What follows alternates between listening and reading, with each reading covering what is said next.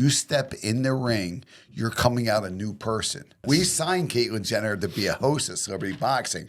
Then I had Black China going to fight, and because Black China was fighting, they were going in court against the Kardashians. What the fuck is Damon doing? Danny Bonaducci versus Canseco. The dude's 6'5", the other guy's 5'5". Like,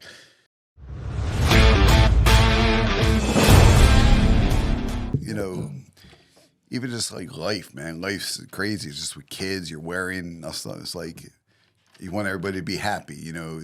Find out the way to make people happy, you know what I mean? So it's just like, it's a nonstop struggle, you know, because you're worrying about your kids, you know. You want to, is he happy?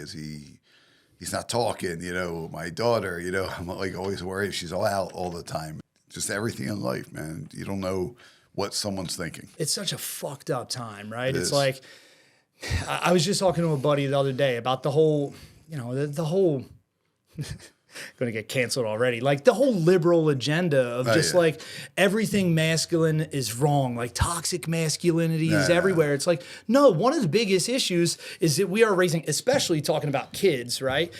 We're raising our little boys to be pussies. Right. No, you know? You're absolutely right. So perfect segue, like for you and everything, right? Like coming from the world of like fighting and training and like being what was viewed always throughout history as a man is now shit on. Without a doubt, man. And just, you know, how you just said that, being in boxing and growing up to a fighter, son of a fighter, boxing trainer, you had to be able to fucking fight. There was no other way being a fighter. You know what I mean? Like, you had to fight from day one and just trying to, you know, I was always trying to make my dad happy, so it'd make me fight harder and harder because the guy was always there. Yeah. And when you say that, I always get confused with this liberal shit. Like, right, when it gets to like Donald Trump, when I did my first celebrity boxing event at Trump Taj Mahal, one of my first ones because of his son. You know what I mean? He was into that stuff, and he was into the Jersey Shore. From the Jersey Shore show, that's how we got it, because they wanted to do it there, and his son was a big push in that. Donald. And long story short, when you get into the liberal shit, man, it's like I don't even understand it, man. Yeah. I want a fucking president that's gonna help the kids and not being a father as we are, wake up every fucking morning and say, man, is my kid gonna be okay? Yeah. I mean, this is a fucking grueling world right now to understand who's the right person. Like, you know, I see these guys spending millions of dollars fighting with each other. I want to know who the fucking right president is. It's not, you know, Trump's no good, Biden's no good. Well, how are any of them any good? I mean, who's helping us out? Yeah. I want to know who's helping us out. Well, I think so much of that stems back to, like, because I truly believe neither. No one is ever really out for our best interests, whether who we're talking about as us, right? Like, really, the answer, the solution is look out for yourself. You know, which is fucked up, but that's really what it comes down to. And that's why it is so, I don't know, ingrained in the back of my mind that the way that we are pushing education and everything for the kids and some of the agenda and just there's, you know, going down the whole rabbit hole of like, now a boy can be a girl and it doesn't matter like what your genitalia is. Like, no, that is wrong. Like, I don't care. I will stand up and say that is wrong. You know, it's everybody can have kids, exactly, man. That's the bottom line. Is I'm not biased against anybody because we've had transgenders fight in celebrity boxing, but there's a line. You can't cross that line. You can't promote and say that this is the way that I feel, so everybody else should accept it. And there's plenty of things that I think and I believe, and I'm sure same with you, but I'm not cramming it down anybody's throat. I don't care what anyone does. Yeah. But you have to understand in the back of your mind too, like just simply somebody being a public figure and being out there in front of everybody, it does promote the fact that it's normal, and that puts in kids' mind that something is normal that really isn't. And by the way, not being normal is fine. I think many of the ways that I am and the ways that I believe things are not fucking normal either. And that's okay. There's no such thing as normal. Well, I'll be honest with you, 100%. One person that confuses me is Caitlyn Jenner, right? So oh my goodness. We signed Caitlyn Jenner to be a host of Celebrity Boxing. Then I had Black China going to fight, and because Black China was fighting, they were going in court against the Kardashians. Jenner said, "Oh, I can't be involved in that fight because of them." So I said, well, guess what? I'm taking Black China over because I figure Black China will be great. She's actually doing a fight. You're going to host. But that being said, Caitlyn Jenner, you're in the transgender world, but you're talking about all the transgenders, how they're no good. Yeah. It's really that's confusing. interesting. Very, very confusing. You know what I mean? And then when you are a role model, you got to be when you're a public figure, you have to be a role model. Yeah. If you're a public figure showing people stupid shit or worrying about who's rich and all, listen, I really believe there should be a limit on how much money you're allowed to have, right? Like a $10 million, you're good forever. You don't need more than $10 million in life. You know what I mean? Like the $10 million is good for me. You know what I mean? I'll be able to live a comfortable life. And anybody. Yep. If you have too much money and you're, not helping people, who the fuck are you? Yeah. Yeah. That's the way I look at it. You know what I mean? There's people suffering in this world. The bottom line is because people in the public eye and then political figures are not helping people. They're helping themselves, not the people. Yep. That's the truth. That's the truth. But what's the solution to that? The solution really is, honestly, step them in the fucking ring and we'll see. Dude, I love that. And it will, seriously, honestly, how much would things just balance out if we could go back 75 years and just say, yo, you got a problem with this guy has a problem with you, figure it out like fucking men. Hey, But we Drew, can't do that. Drew, man, I don't give a fuck who you are, man. If you step in the ring, you're coming out a humble motherfucker. Yep. Excuse my language, but I'm being honest with you. You step in the ring, you're coming out a new person. And it's not going to be a bad person. You're going to be a good person. Without a doubt. Boxing, from day one, I was a depressed kid, man. And my mom was quadriplegic in a wheelchair, man. I grew up with 3 different families. Wow. 2 African-American guys raised me, Frank the Animal Fletcher, Anthony Two-Gun Fletcher. If it wasn't for the 2 African-American guys, I wouldn't be in this fucking room right now. Really? Do you understand what I mean? So it wasn't about money, because money didn't mean a fucking thing. It was about who was giving me the right love, the right direction, and the caringness. You know what I mean? And man, it was crazy. So what was that like? What was that like growing up? Well, to be honest with you, like at the time, I just didn't know. I was a kid. Yeah, right. I was thinking, what's going on? And I saw my mom. I saw her walk once in my life, right? And then the only thing I remember in my mind right now is seeing her in a wheelchair, and I just didn't understand. I said, "What's wrong with my mom?" Like I was like 5 years old, and I was like 8 years old when I saw her again, because all of a sudden my mom went out of my life, and she ended up going to Oklahoma for rehabilitation. That's where she was originally from, and it was tough, man. Like right now, me and my brother, we suffer. You know what I mean? Like no matter what, they always say behind that smile, you don't know what it is, but behind the smile, man, there's a lot of hurt. There's a lot of depression that I fight through every single day, and he does also. You know what I mean? We're guys that never quit, never surrender. But we just want to be role models to everybody, and you too. You know what I mean? Yeah. Like everything you're doing is phenomenal. But the bottom line of all this is, you don't know what people are feeling behind their face. Behind that smile, man. Mm-hmm. I want to help people. I just want to help, and all these other people. That's what gets me about the politician guys. Like, I'm a big fan of the right politicians. If you're the right politician and help people, then you're a good guy. Yep. Then I should vote for you. Totally I want to know you're doing the right job for people. Yep.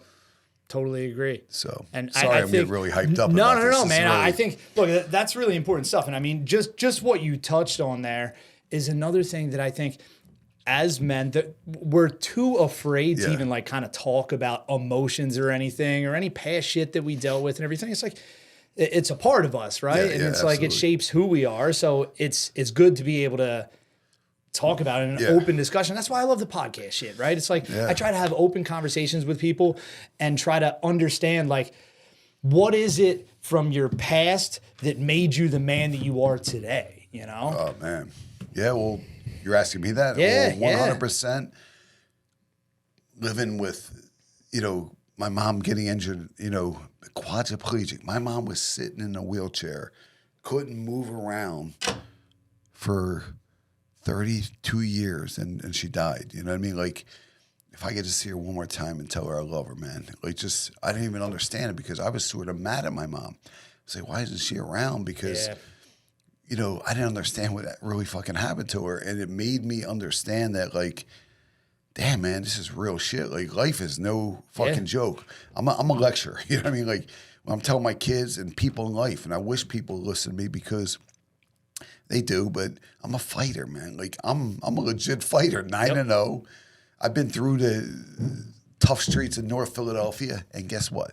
Being the only white boy in boxing gyms and coming out, the black community is the reason I'm where I am right now. And not too many people can say that. Yeah. Other people talk about, and even black people, black guys can't admit it. You know, listen, I am where I'm at right now because of the African American community, being in the gyms in North Philadelphia, walking up the boxing gyms, seeing Bernard Hopkins. I saw him the other day, and it was sort of like, you know, we looked at each other, sort of like cleary eyes, man. We were in tears. Sort of, you know, that guy, I remember him when he was, before he was a legend.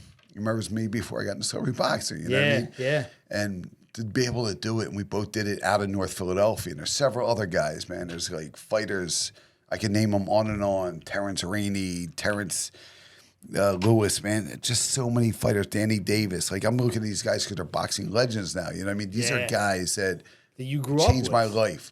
And they were role models to you. Well, here's the thing. This is how life is, right? Frank the Animal Fletcher went to jail for 24 years after he raised me. Anthony Fletcher went to jail on death row for 28 years after he met me because, you know, it was a weird situation where he got involved where, you know, the person was a Jehovah's Witness. He shot, and it was over a mutual thing. The guy attacked him, and then they charged him for a death, you know, he was on death row, you know, and honestly, he didn't deserve it because the guy, not just because he raised me, he was a fighter. He was a right guy. But everybody gets into crazy stuff. Everybody makes bad choices and mistakes. And I'm one of them, probably made more than anybody. And we all make them, Absolutely. And just having, you know, again, getting back to that, because it's really important. The world sees that a white dude was raised by a black guy. Usually it's opposite. You know what I mean? Yeah. And because of the black community made me confident in life. Honestly, boxing made me a confident in life. I can walk in any room. I can own any room. I can look anybody right in the fucking eye because that's all I ever do, man. Like, and I can look at someone in the eye. If you can't look at me in the eye, I know you're not real for me. You know, you're not the right person for me. You know what I mean? And yeah, man, it's just, I feel like I can go on and on about this, man. It's crazy. It's our conversation right now. That's good. So how old were you when you first started boxing? Yeah, so I started boxing when I was 10 years old, right? Okay. And, you know, I was one of the youngest guys to ever turn professional in boxing. And, you know, it was my goal, man. After high school, after school, I started early and I had a good amateur career, won the Junior Olympics. Then every day, just leading up till when I turned professional at a young age, and I was like taking a bus down from Broomall to 63rd Street and Southwest Philly. I used to have this guy, Norman Thompson, would come pick me up as the Rev. Elvin Thompson. He's like my uncle. Okay. They're African-American guys. They love me. I love them. You know what I mean? Fred Jenkins. Like, these are guys that were part of my life that would drive me down to the boxing gym, make sure I got in safe, and how could I ask for anything better in life? Like, money couldn't buy the experience I have. Yeah. Money can't buy experience. Yeah, no, it's and the truth. Experience of showing, because look, you could have all the money in the world, your fucking kid goes out and kills himself. Do you understand what I mean? God forbid. I'm just saying. You know, I've been through that stuff, and money does not mean shit. If you can't, my relationship with my kids, knowing I can say I love you to them every single day, or see them. I'm rich. I don't need money. You know what I mean? As long as I see them smile and go to school, go to work. Now they're working every day. Like, that's success. Dude. The fuck else is success? What else is success, really? Oh, I succeeded. I got houses.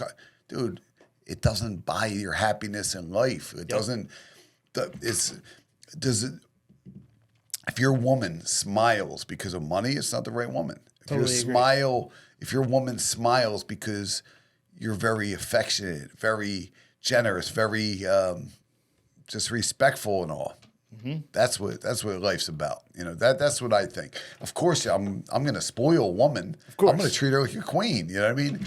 But the real people is able to look you in the eye and not worry about money, because obviously money gets you by. You need money. I need money to put my events on. It's I'm in the capital raise business nonstop, but yeah, man, but success. it's not the finish line. It's not the goal. It's enjoying the journey along the way and everything. And so many people miss that. You're absolutely right. No, without doubt. How about you? Like with everything you do, I mean, look, your real estate business and all, like, you're trying to guide your kids the right way too, Yeah, man. It's not easy, right? It's like my oldest is 12. I have a 12, 6, and my son is 2.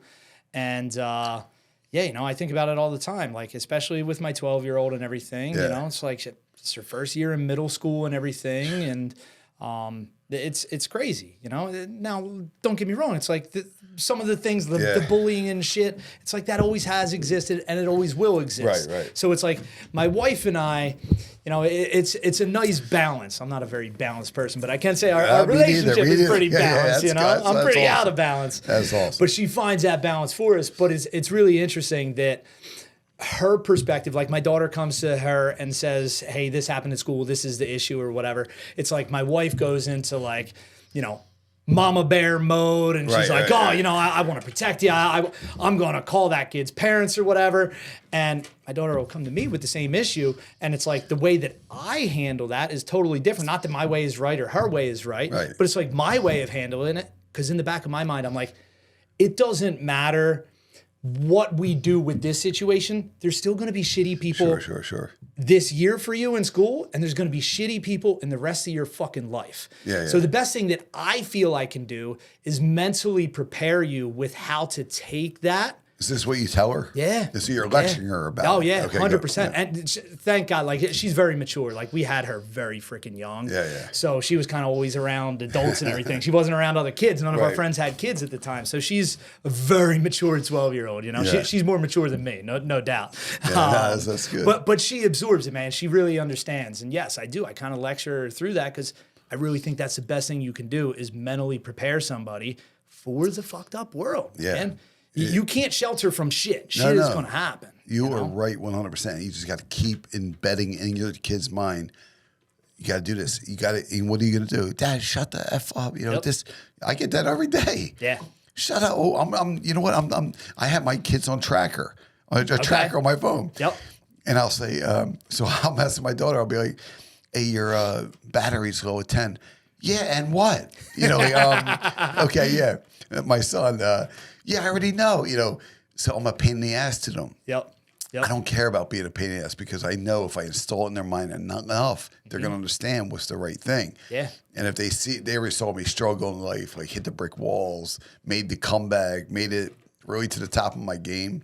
So that's really incredible too, but to help your kids, there's nothing like helping your kids and see your kids in the right direction. That's awesome what you're doing. Yeah, man. Yeah. So let's take it back, right? So you're growing up, you're going through your teenage years. When did you become pro? You said you were one of the youngest. Yeah. I was young. Well, I just got done at 13 years old. My amateur career. What I did, and next thing was getting ready for the pro league, and I was just, man, my first pro fight I never forget. Like I TKO'd the guy in 30 seconds. And I just looked down at my dad and I went, I remember, man, like, isn't it crazy? Like, I wish I could tell that guy I love him one more time, but it was I was like, when I got up there and I won and they announced, winner, and I looked down at I wish I could find this video. I looked down and I was like, man, I did it for him. Do you understand? Like, if you understand the hardness and like the pain that goes through, because my whole life I fought for my brother. For my dad, I wanted him to do is say he was proud of me, and he never did. I know he told other people, he never told me. But my brother, he had a different relationship because, he was more like, tough with my brother. Like, I don't know. It was just, I was like more of the guy that fought, and then my brother ended up fighting too. But yeah, man, what's really good about me and my brother also though is that we always hit heads all the time, but we are always there for each other. That's what I love, you know what I mean? He's the king of bare knuckle. I'm the king of celebrity boxing. And he has a great story too. We got to get him on, talk about it. But yeah, man, just the whole thing with kids, you just got to make sure, you're giving them the right direction. You know what I mean? I hope I'm not all over No, the no, place, no. but So yeah. that's really interesting though. Like that point that you said that he never told you how proud he was. Never. He said he always, but it made me fight harder. Do you understand what I mean? That's what I'm thinking. It's So sorta- it's like yeah. it hurts, but at the same time, now you can kind of look back and reflect, and it's like, man, if he told me every day how proud he was and how Yeah. much he loved me, how much would that have freaking changed the trajectory of your life? I'll be honest with you, man. And guess what? I'm just talking to you right now. I'm learning about this because that's all I do is tell my kids how much I love them, this and that. It makes you think. Maybe I got to be a little stricter. Maybe, but It's hard, right? Because thinking about it, it's like, well, I want to show my kids that I love them. I want to be as caring as I can. I want to be want to be what my parents weren't for me that I felt that I wanted as a kid. But you do have to think of like that, whatever they call it, like the whole butterfly effect type of thing, like, well, what if I said one thing a little bit differently? Like, well, you my don't kid know. and my kids have, they have mothers by, I had a kid by different mothers. But the thing is, even that, I try to be a mother too. Like it's really weird. Like I'm cooking, I'm doing different things. Not now much anymore, but I'm always making sure you get this done, you get do that, you do this. Sometimes I'm like, man, what the hell? I'm like, come on, man, I'm a fighter. So what am I doing, man? Yeah. So I got to be a dad and a mom sometimes, and like I can't get that out of my head, like the over caring of it. But when you like what we just talked about, my dad never said he was proud of me, and that was. Yet my mom would, you know what I mean? And the thing is, she didn't really know me. So she was just proud to know she has a son and sons, and she loved us. You know what I mean? Like my brother is more closer to my mom, and I was closer to my dad. It just happened that way. But, man, I wish I could tell my mom I love her one more time, man. She was in the wheelchair. She went back to college. She drew stuff like she could still think, she just couldn't move, man. To break your fucking neck, like, is what I want people to stop doing is stop acting like you have problems in life. When you have problems in life, if of course, everyone wants to be happy. There's mental problems. We're having this fight for mental health awareness, which I'm so excited about because I want to motivate people. But understand, if you get up and you're able to walk around, live. There's nothing really wrong with you. And that's when you have to keep being reminded that, because my mom was a quadriplegic. I'm not going to keep saying her, but there's other people who have been affected. But she couldn't walk the rest of her life. When you're able to walk, I'm able to look at you right now and be happy. Yeah, we're so blessed. And you don't think you about fucking succeeded, man. Yeah. If you can get by life and health, you're fucking successful. Yep. That's all there is to it. Yep. But you got to fight to make that money. You do. So you do. And you never want to take the fight away. But at the same time, like, there's so much just anxiety and stress and worry in everybody today. And it's like, if you really just zoom out on anything and you just zoom out far enough, it's like, dude, we're on a rock floating in space. Like, does any really issue that you have going on, does it really matter in the grand scheme of things? It doesn't. No, it doesn't. It doesn't. No, it doesn't. Now, you can't dwell on that too much, because then that can kind of become a self-fulfilling prophecy, and you never do anything, and you never, achieve anything because you're like, nothing really matters anyway. It's like, no, things matter, but they should matter to you. Yeah. Right? You should do things because it's what you feel you're put on this planet to do, in my opinion. I don't know. Yeah, no, I agree 100%. Like, even all the mistakes I made, you might have made, to get to where you want. You must have hit the brick walls, right? All the time, man. All the time. And how incredible is it to hit those brick walls and keep coming? Dude, it's like the last 12 months of like my life in the business sense has been the most challenging in the 10 years that I've been in business. No question about it. What was the most challenging about it? I guess probably the most challenging was just the fact that everything went wrong at the same time. Right. It's like we always like just so you hit a brick wall. People. Yeah. And I hit a brick wall on almost everything at the same time, And I've dealt with plenty of big issues, something that's like, this is going to derail the entire company. Plenty of times in the past, got through them. But it was like, dude, I ended up with issues in all of the businesses, all at the same time. When I had a whole bunch of projects going on. So it was just kind of like, hey, look, I made it through it, and I'm sitting here talking with you still, right? Sure. So even it was weird for me, even going through the last year, as much as many days just really freaking sucked. And it was hard to even kind of put on my pants in the morning, go out and, you know, make the day happen and try to fight towards getting out of that hole. It's like I still did it, and I was still appreciative, as weird and fucked up as that sounds, that it's like, first and foremost, I'm still here. I'm still doing it. Still got the lights on. I still got a team. I still got staff. I still got a building. I still got a lot of things to be thankful for, and I still got my family. I still got my wife. I got my kids, man. You're healthy. I'm healthy. Right? I'm healthy. You know, thank God. You're right. Thank God. So yeah, it's just kind of keeping that in the back of my mind. It's just moving in the right direction. But the way to fight, like you had to go there because you're a business guy, so you have to understand it's not gonna. You might. I invested in myself, like you invest in yourself. You're gonna lose. Like just know that inevitable. If you're investing in yourself, you're gonna lose. But if you don't quit and you have the vision, determination, and you actually have a niche or a product, and you don't quit, you're gonna make it. So I think, dude, that's one of the most important things to me. I don't know if you saw upstairs on the wall, we have our core values for the company. And the first core value that we have is grit. And that's because that means so much to me. Like, I think grit is missing in a lot of people today. It's so easy for people to take that first metaphorical punch and they're like, I'm done. It's like in life and in business and in parenting, whatever. You get punched in the mouth a lot, dude. Absolutely. You get punched in the mouth different ways. Not physically, but you get hit and knocked out sometimes, you know? And saying all this stuff, it's just like when people don't quit and you're able to get to where you want to be in life, there is no feeling like that.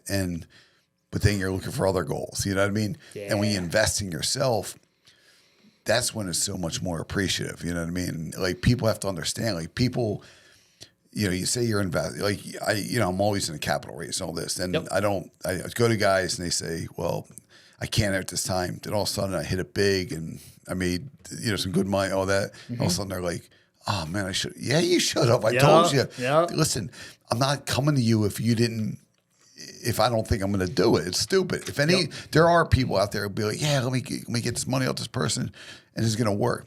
It doesn't work that way. You have to have history behind you. You have to have a niche. You have to have something. And you have to have the belief, you know? Absolutely, yeah. Nobody's going to lend you money or invest in you or your business or whatever if you clearly don't have the belief yourself. Exactly. But people, you know, and if the best thing is like, I'll be, you know, I already paid my dues and all that. And sometimes I look at I don't even look at messages that much anymore, but I look at my message on Instagram and be like, listen, man, I got something that will blow you up.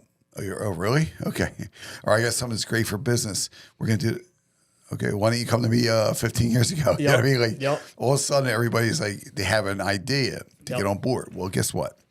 You got to pay to be on board with me now because I invested in myself. You're going to have to invest. Yeah, absolutely. Yeah. So that's interesting. So let's take it back to the event that you're talking about. When's that? Yeah. So we're kicking off June 8th, and this is a phenomenal event, man. I'll tell you.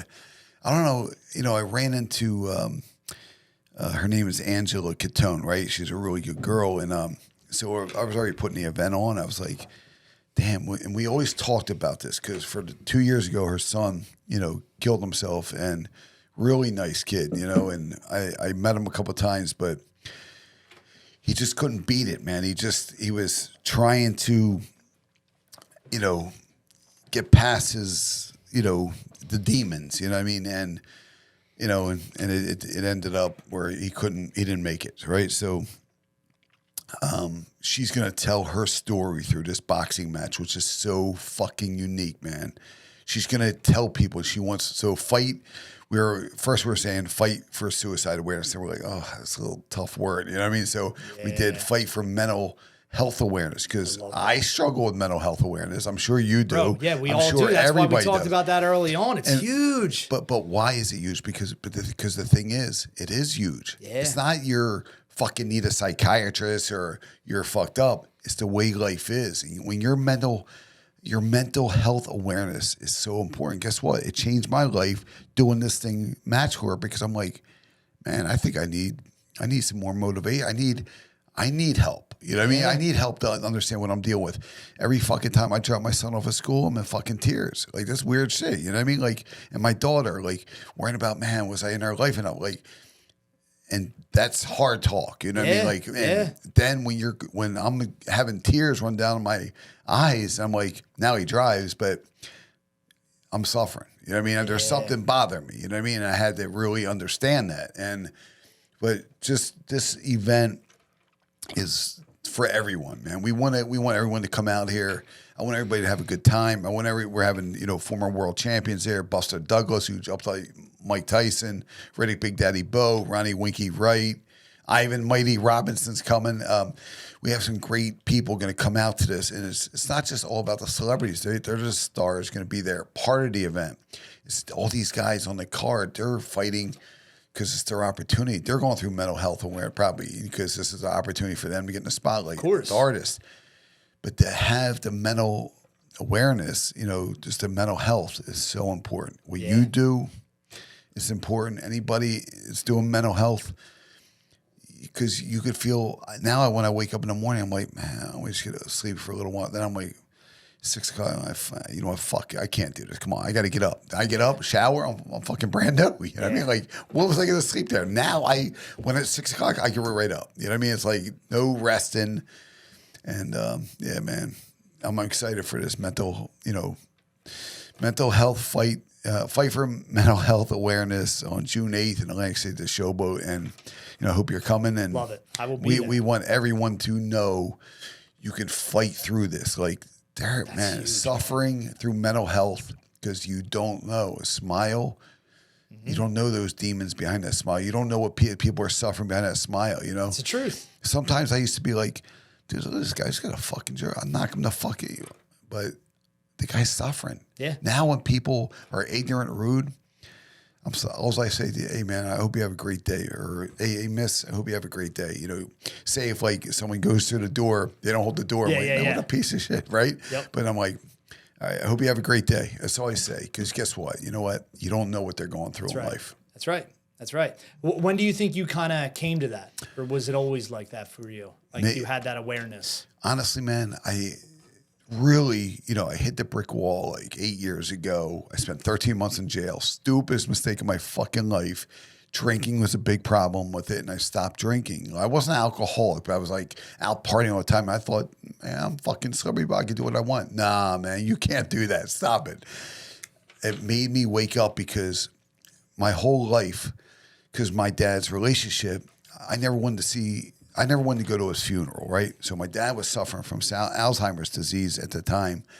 And I was scared to, like, I didn't know how to say. Like, I was just suffering. You know what I mean? I was scared. I never wanted to go to his funeral, right? My whole life when I was a kid, I was like, man, when my dad dies, I'm going to die. Like, I was scared, right? And then when I hit that brick wall, went to jail, and made me understand. Like, I was doing things that he did when he was drinking shit. I was like, man, what the fuck? I love my dad, but I don't want to be like him. You know what I mean? And that being said, I got a call, and they told me to come down to the office, and my dad died, man. I was in jail, and I couldn't go to his funeral. And it's weird because I really didn't want to go to his funeral. You know what I mean? I didn't want to have to face that. And I didn't want to not be a man because maybe it would have helped me out. Maybe it would have made me more understanding. But I fought through it being in the jail situation for stupid shit I did. Drinking, stupid hanging out with a woman that, I don't want to go on and on, but, we shouldn't have been together. You know what I mean? It was just, she married and stuff. It was really bizarre stuff. But I was doing it because drinking and my stupid mistakes, Yeah. But my dad dying is something I didn't want to face. And that's how it woke me up about this whole thing and thinking when I got out of jail, I was like, I'm going to fight for it. And I started fighting everything through it. Then all of a sudden I hit a brick wall. I was like, damn, man, I'm looking at my kids. And I'm like, man, I'm really sad here. Like, why am I crying? Like, I see their kids and my kids, and I'm in tears, and like, and my heart's hurting. You know what I mean? I'm like, damn, man. I need, there's something going through me, and I'm going through mental health awareness. Like, I wasn't crazy doing stupid shit, but I was suffering emotionally. You know what I mean? I was like, I had my mom. I never had the mother around me to give me the motherly love. You know what I mean? And it always ended up being with girlfriends, and I always stayed away from women. I was really it's just tough situations. You know what I mean? And but knowing mental health got to me in the last 2 years. I really understood it. I was like, yeah, man, I don't go to, I'm not going to go to a therapist because I tried that before, just seeing if it would help me. But I always got by it on my own, and really knowing I'm suffering a little bit because, I mean, I'm good, thank God. But well, you're functioning, but that's the issue that a lot of people deal with is they're like, well, I'm functioning, so I don't need to deal with it. I don't need to face it. Yeah. Because I wake up every day, I go to work every day, I do what I have to do every day, so I don't really have to face it. But not facing it isn't really good either. How old were you when your dad passed? No, I was in my 40s, younger 40s, and okay. So it was like 8 years ago. So, man, it was just like, it was tough, man. Tough to watch him not be able to say goodbye to the guy. I go to his, his grave now and every now and then, once a year, twice a year, and it's just, been some good things with my dad and bad things with my dad, but ultimately he was a dad. You know what I mean? He was a dad that was there for me whenever I needed him. And when I'm with my kids now and getting in tears and all, I don't show them like crying in front of them. Like sometimes I did, but I know that I fight through this stuff every day. You know what I mean? And the fight through it is me succeeding, like not money, because knowing I'm doing something good for the community or people is where I feel like I succeed. And I'm being real, man. Like, look, I got a little money. I'm not going to go into my finances, but I work my ass off. And I'm hoping, just like everybody else, I get that one big payday dream. And I don't need to get 100 million. I don't need to have hundreds of millions, all that BS. I just want to be paid and know that I succeeded for my children and, God, because if it wasn't for God, I wouldn't be here. And I thank God every single day when I was in jail. Please, God, give me this opportunity. I promise I'll never drink again. That was 8 years ago, and I haven't had one drink since. So I'm going to keep it going, and that's it. But thank you. God bless, man. That's fantastic. Yeah. So real quick, back to your father. What do you think, what do you think some of the best values that you absorbed from him were? Honestly, to look someone right in the eye, to be straight with one, no bullshit. No, you can't bullshit people. Like, sure, I'm a promoter, and I'm the owner of Celebrity Boxing, but I started off as a promoter. I hustled to oversell because I believed in my product, but I would never lie or bullshit anybody because I do look in the eye and I try hard. You know what I mean? Mm-hmm. And everybody has helped me out in my career, my life. I appreciate you, believe me. And if I hit it big, I'm gonna to show you too. But I've always helped people out, with all that. So, but the values also just, shaking someone's hand, make sure I tip the right way. I always tip good. You know what I mean? Yep. Because, look, those people are out there working too. You gotta, absolutely. And just be respectful, man. Just really respectful to people. And my dad was one of those guys, man. It's his way or no way. You know what I mean? Like, you say the wrong thing, he's punching you in the mouth. You know what I mean? I'm not that way, but I used to be. I don't want to do that stuff anymore, like. Well, nobody can be like that anymore. That's one of the issues also, man. Right? Over nothing, over absolutely nothing. But honestly, just being a humble person in life and being dedicated, determined, and that's what gets me sick about all these people, like, with guns. Like, people got to stop the violence. Fight night's coming for us. Just be a real person. Just don't try to hurt anybody, because guess what? There's no way you're going to win. Yeah. If you hurt someone, if you steal from someone, there's no fucking way you're getting away from it. Stop it. Yep. You're going to lose. You know what I mean? So just do the right thing. And sure, it's not going to happen overnight. It's not going to happen in a month. It's not going to happen in a year. It took me 22 years to get to celebrity boxing, where now I can walk in any fucking door I want. You know what I mean? It took that long. So let's talk about that journey. Like, how did you come up with that idea? And just talk a little bit about like the entire thought process in the back of your mind. Like, how did that come to be? Yeah, well, when I get fought and I got injured, outside the ring, I was undefeated, 9-0. That's all I thought about was boxing. I was like, man, I'm world champion. I was really highly touted at the time, and I was just excited to, fight. And I really wanted to be the world champion. My dreams got crushed, and I was sitting around for like 6, 8 months. I was like, man, what the hell am I going to do? I started getting depressed. I was like, man, I can't train because I messed my neck up, so I couldn't really train as much. I always trained. Was it an injury from training or from No, the I fight slipped itself? and fell. I fell. It was a weird thing. I fell, hit my neck, and I just couldn't move it at the time. But so after that, I was like, I started going out, I came out with this boxing workout. I lost interest in boxing, man. I didn't want to fight anymore. I was like, what the I didn't understand it. Now I want to fight. Competitive. Yeah. So at that time I was 9-0, and I didn't get it that I could use that undefeated record to where I am now. Now I do use it, you know what I mean? But that being said, I was on a radio show, and with Diego Ramos from Q102, Glenn Kalina, Valerie Knight, and Q102 radio station, we're talking about working out or something, and it came up.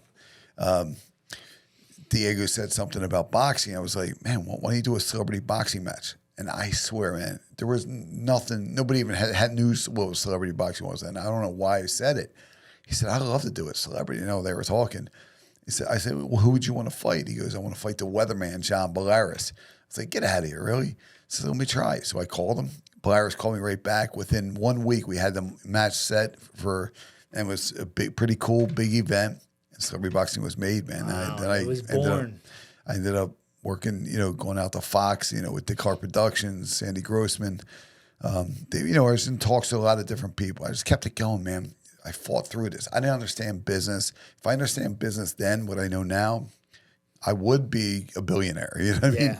I don't need to go back and because if I would have changed it then, if I say I made all the money then, I'd probably be not here right now. You know what I mean? Because just like when someone hits the lottery, they're either dead or on the street within 3 years. I don't want to be that guy. I want to be the guy that sees my kids through all this and just be able to kiss and love them and tell them how much I love them. And they keep telling me to get the fuck out of here. You know what I mean? So, it's just basically that's what I want to say. But that being said, that's how it all happened. I love that, man. Yeah. I love that. So what would you say over the years of running celebrity boxing was two different questions. What was like the biggest draw you ever did? And what was maybe like the favorite event that you put on if they're different? Honestly, so I did Lamar Odom and I fought Aaron Carter. So like I signed them both and I was like, who should they fight? I was like, what am I talking about? Let's just have them fight each other. It just make everybody that when I was told my business guys, like, stop it, man, you can't do this. And guess what? It ended up becoming the biggest talk in America because it was everybody, Snoop Dogg, Kevin Hart, everybody was talking about it because why? Wendy Williams, because it was coming out of the pandemic, there was nothing really else going on.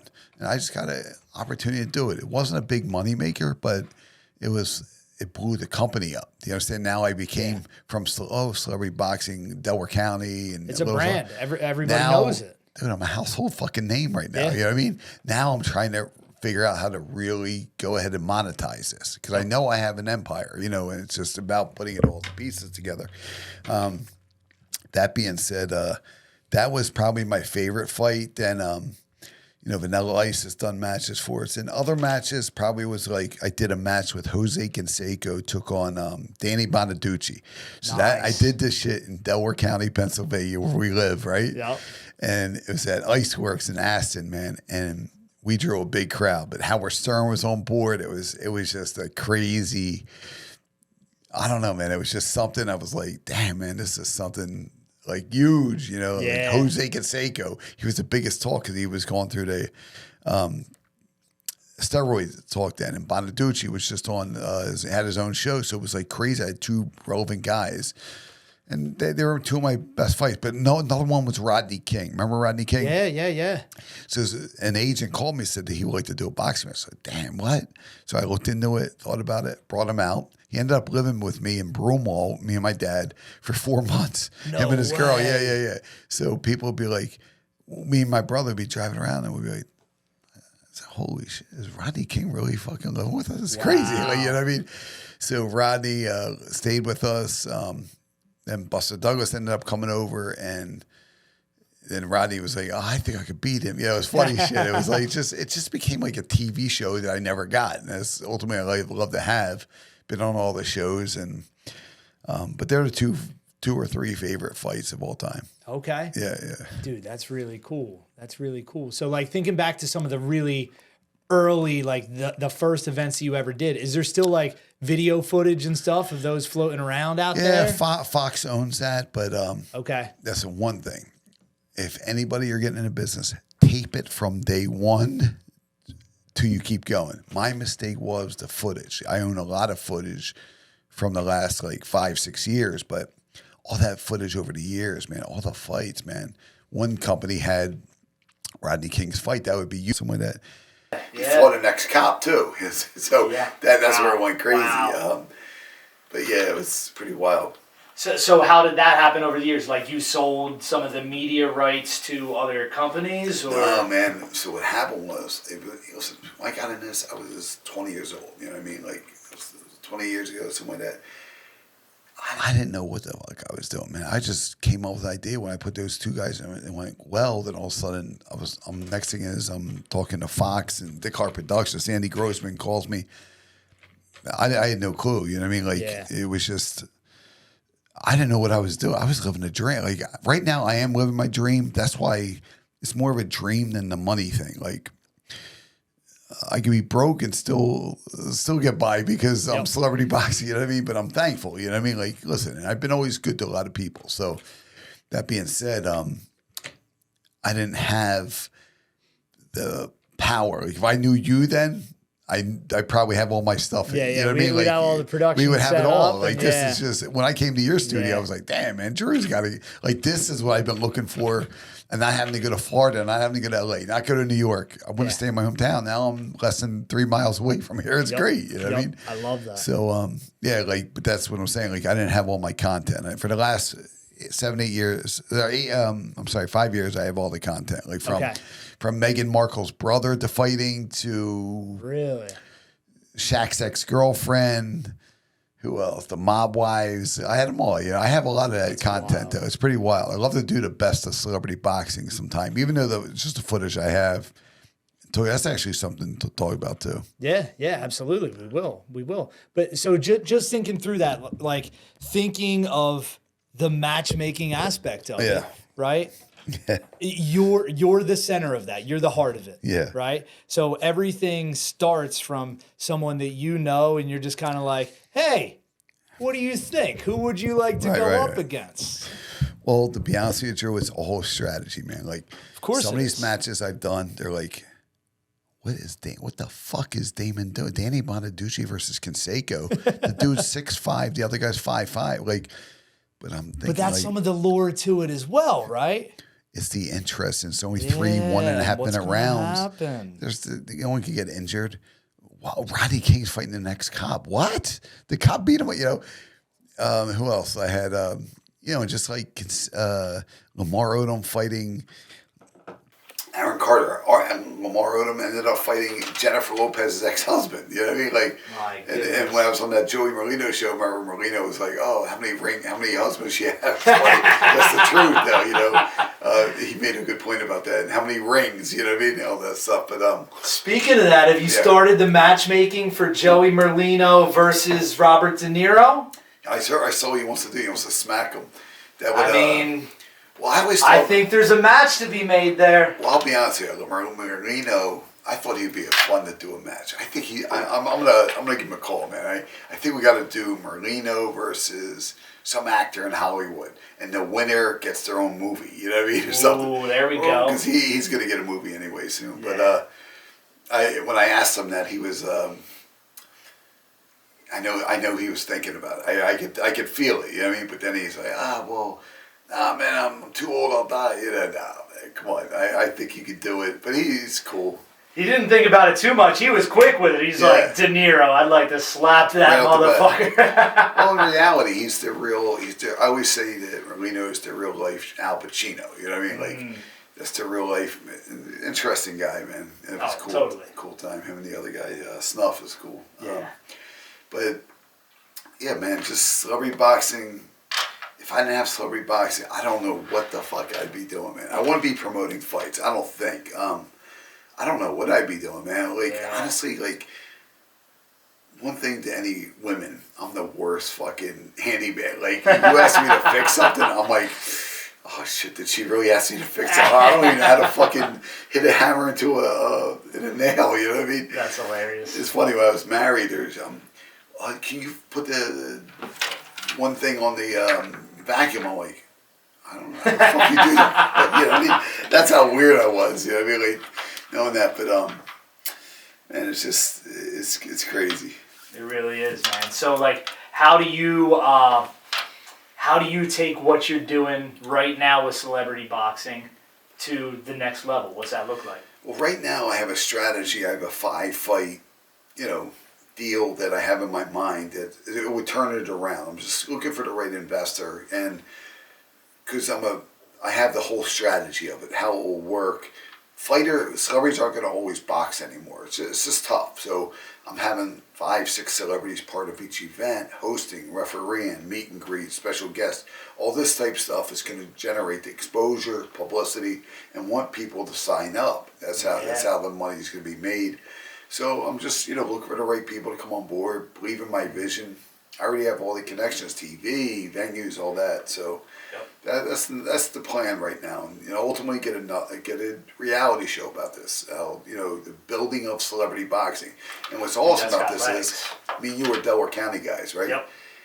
When I'm in Florida and all these guys are like thinking I'm in LA. Dude, I'm out of Delaware County, Pennsylvania. Yep. I started this shit out of Delaware County, Pennsylvania. My brother started bare knuckle out of Delaware County, Pennsylvania. I love it. And people even understood. The Marble Sports Arena was like one of the first places I did celebrity boxing.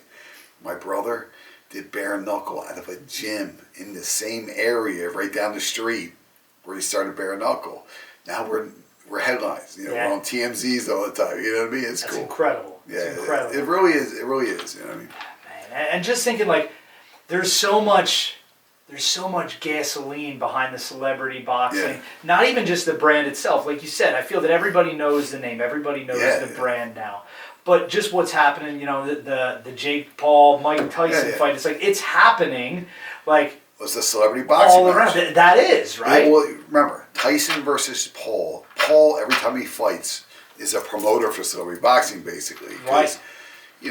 He knows what I do, all that. So celebrity boxing, from him knocking out the Nate Robinson guy, it was still celebrity boxing.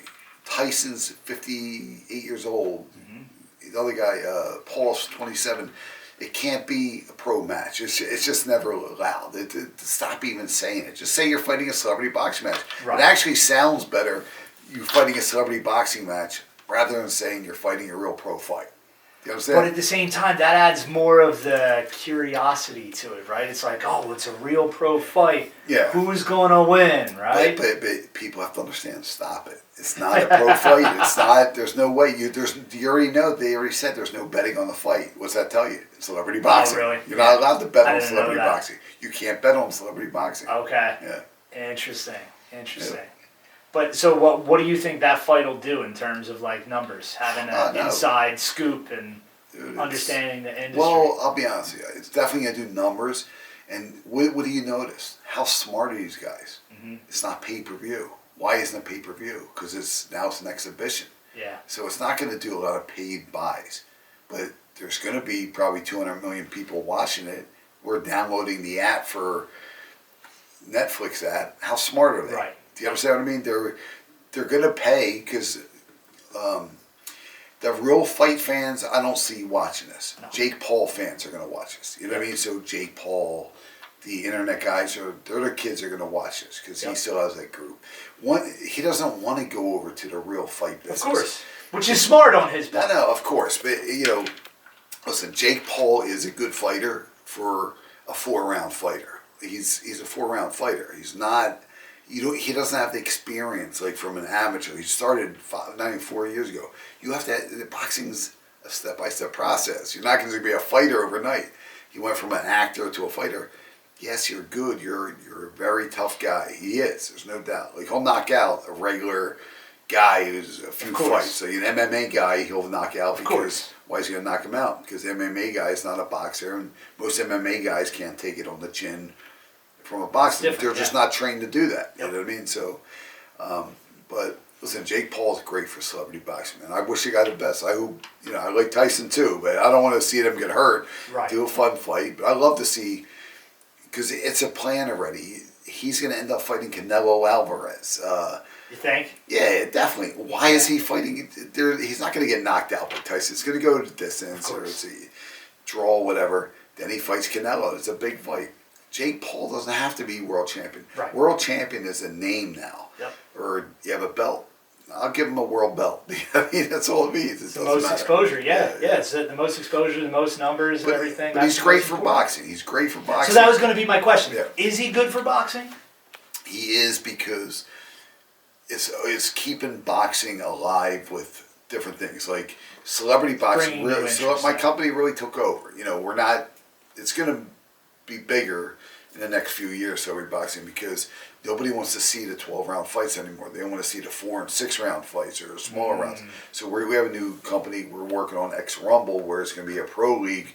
6 rounds of the world title fights, 4 rounds of the regular fights, right? Okay. Giving up-and-coming fighters a shot, because it made me think of this with Jake Paul. Let's give these guys with less fights bigger opportunities to step on the platform, because nobody else is doing it. The truth is, nobody else really knows how to do it. I have a strategy. It's work with celebrity boxing. It's going to work with pro boxing, because all the pro fighters right now want to get on the board with celebrity boxing. Do you understand? Of course. But they can't, because it's not sanctioned. So now I'm going to start it with sanctioned. Dude, I love that. Yeah. I love that. Yeah. So there's more things in the background of what's going on right now Very, today. very big. Yeah. I'm in talks every day. I mean, I'm gonna close a major deal soon, but I want to also help that regular fighter, man. You know what I mean? Because listen, I walking in those gyms in North Philly and watching these dudes. This is all they did was box. Yeah. I mean, they didn't have anything else to do. And in boxing, there's no pensions or nothing. Right. So I want to give these guys the opportunity to fight in the big spotlight. Yeah. I know that's one of the things that it at least seems Jake Paul is kind of genuinely trying to promote and bring awareness to, is fighter pay and everything. I understand that that's a complex topic. Well, you know what he's doing. Listen, of course. All due respect, he's probably a good guy. I don't know him. I know from him fighting is great for celebrity boxing, but all that stuff he's saying, trying to help boxing, this, that, I know why. Because then by him doing that, nobody's going to say, oh, you're fighting stiffs or you're doing this to boxing. In reality, listen, he's using boxing as a stepping stone. Right. He fought everybody to right fight. It was all a strategy, and he was a genius. That's all there was to him and his brother. Listen, he's fighting Tyson. His brother fought Floyd Mayweather. Yep. They never have to fight again. These guys are rich as can be. Also, Yep. I love it, man. Yeah. I love it. So is there anything else you want to talk about? Any other upcoming things that you want to drop? Or not really. Just, this is really cool, man, doing this conversation. I This is feel awesome. like I've got to get How cool would this be, seeing people that are going to end up on the celebrity boxing platform sitting down and talking before an event? Well, this is what I like to do. I want to have these guys. We have a plan. I don't want to go on it, but it's going to be great. And I think they should just sit down, let's settle it, or if they got problems, and we'll just let them fight on the podcast. Dude, I love it. Let's do it. We need to make the new studio a little bit more bulletproof, but we'll be good. Damon, I appreciate having you on and everything. Absolutely, It's been great. Yeah. Where can people find you if they don't already follow you on social? Yeah, just Celebrity Boxing 1 on Instagram, officialcelebrityboxing.com. Yep. Investors want to reach out to you, they can find you better. Yeah, don't tell them, man. I love it. Yeah, it's all good. Yeah. I love it. Damon, I appreciate you. Again, thank you.